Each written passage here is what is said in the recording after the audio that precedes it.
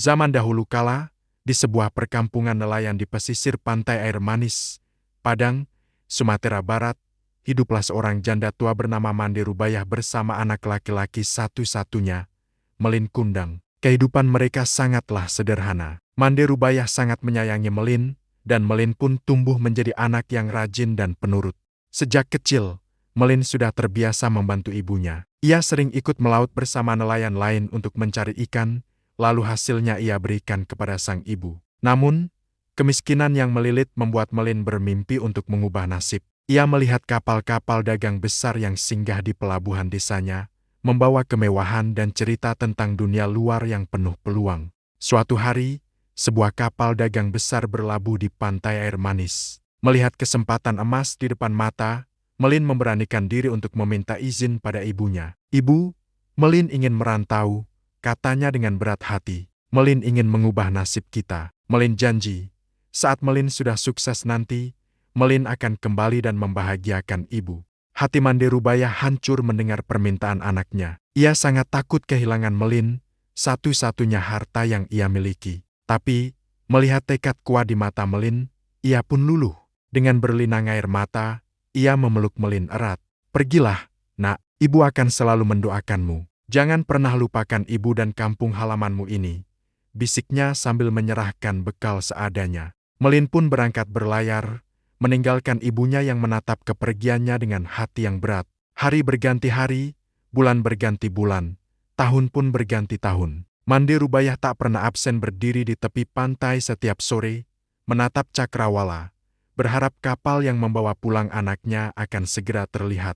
Setiap ada kapal yang merapat, ia selalu bertanya, "Apakah kalian melihat anakku, Melin?" Tapi jawaban yang ia terima selalu sama, "Tidak ada." Doa dan penantian Mande Rubayah seakan tak berujung. Rambutnya semakin memutih, tubuhnya semakin renta, namun harapannya tak pernah padam. Sementara itu, di tanah seberang, Melin Kundang bekerja keras. Berkat kegigihan dan kecerdasannya, ia berhasil. Ia tidak hanya menjadi seorang nahkoda, tetapi juga saudagar kaya raya. Ia menikahi seorang putri bangsawan yang cantik jelita dan hidup dalam kemewahan yang tak pernah ia bayangkan sebelumnya. Sayangnya, kekayaan telah mengubahnya. Ia menjadi sombong dan lupa akan asal-usulnya, lupa pada ibunya yang miskin di kampung. Hingga suatu hari, takdir membawa kapal Melin Kundang yang megah berlabuh di pantai air manis, kampung halamannya. Penduduk desa yang melihat kemegahan kapal itu segera berlarian ke pantai. Mereka mengenali sosok pemuda gagah yang turun dari kapal itu sebagai Melin,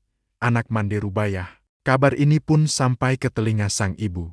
Dengan hati yang meluap karena bahagia, Mande Rubayah berlari tertatih-tatih menuju pantai. Air matanya tak terbendung melihat anaknya yang telah kembali, gagah dan kaya raya. "Melin, Melin, anakku, kau sudah pulang, nak," serunya sambil mencoba memeluk Melin. Namun, apa yang terjadi selanjutnya sungguh di luar dugaan. Istri Melin yang cantik jelita bertanya dengan nada merendahkan, "Siapa wanita tua, dekil, dan miskin ini, Kanda? Apakah dia ibumu?" Melin Kundang, yang malu mengakui ibunya yang miskin di hadapan istrinya yang bangsawan, menepis tangan Mande Rubayah dengan kasar. Ia menatap ibunya dengan pandangan dingin dan jijik. "Perempuan tua, beraninya kau mengaku sebagai ibuku? Ibuku sudah lama meninggal. Aku tidak punya ibu miskin sepertimu," bentak Melin. Ia lalu memerintahkan anak buahnya untuk mengusir Mande Rubayah.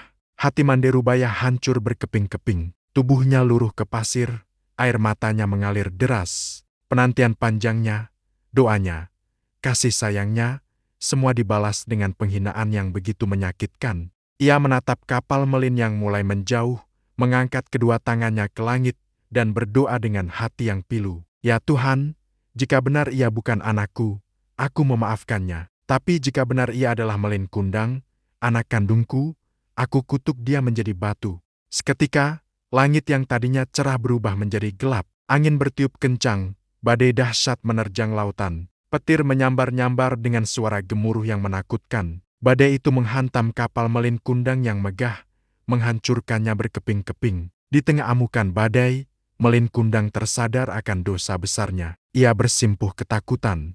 "Ibu, ibu, maafkan Melin, ampuni Melin, Bu," teriaknya penuh penyesalan. Tapi semuanya sudah terlambat.